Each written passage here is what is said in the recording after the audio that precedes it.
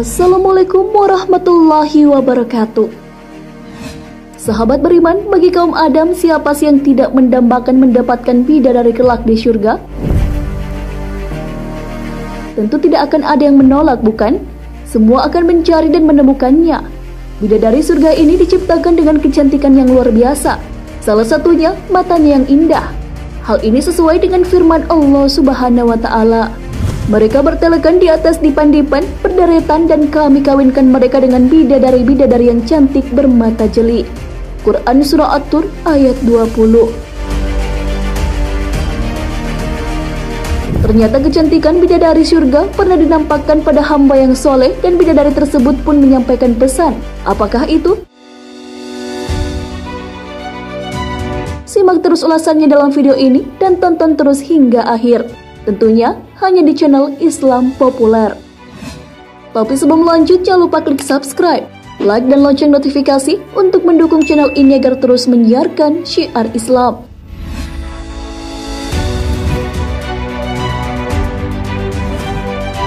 Allah sengaja membuat hambanya yang saleh bertemu dengan bidadari dalam mimpinya. Hal itu dimaksudkan untuk mengirimkan pesan kepada hamba-hamba yang lain cara mendapatkan kenikmatan bertemu dengan bidadari. Lalu apakah pesan tersebut?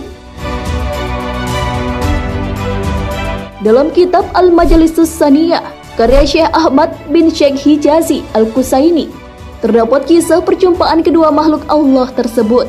Beliau pun menulis bahwa ia bertemu dengan seorang wanita.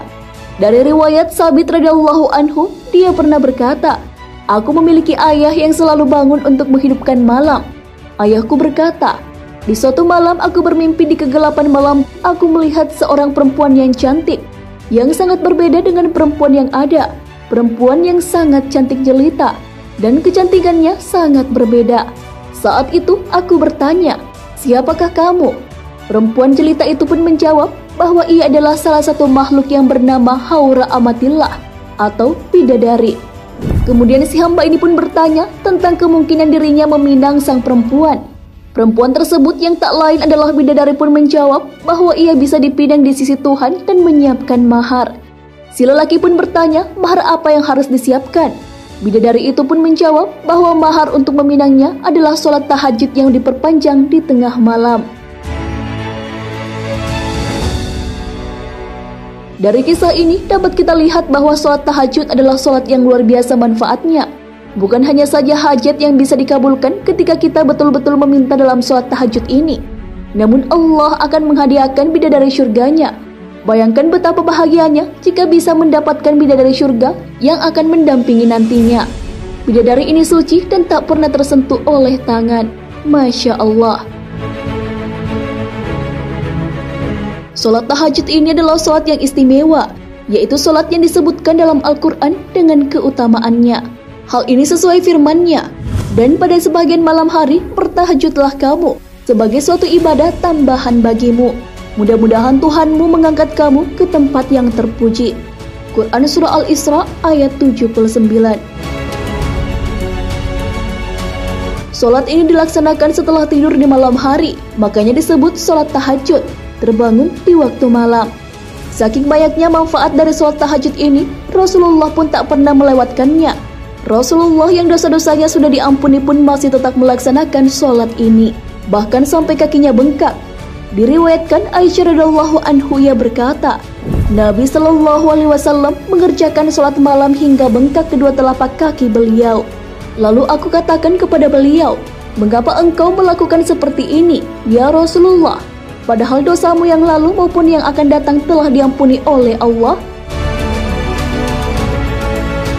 Beliau menjawab, "Apakah aku tidak boleh menjadi hamba Allah yang bersyukur?" Hadis riwayat Bukhari dan Muslim. Nah, kalau kamu sudah rutin belum mengerjakan sholat tahajud ini? Ada banyak manfaat dari mengerjakan sholat ini. Di antara beberapa manfaatnya, sholat tahajud adalah kunci surga.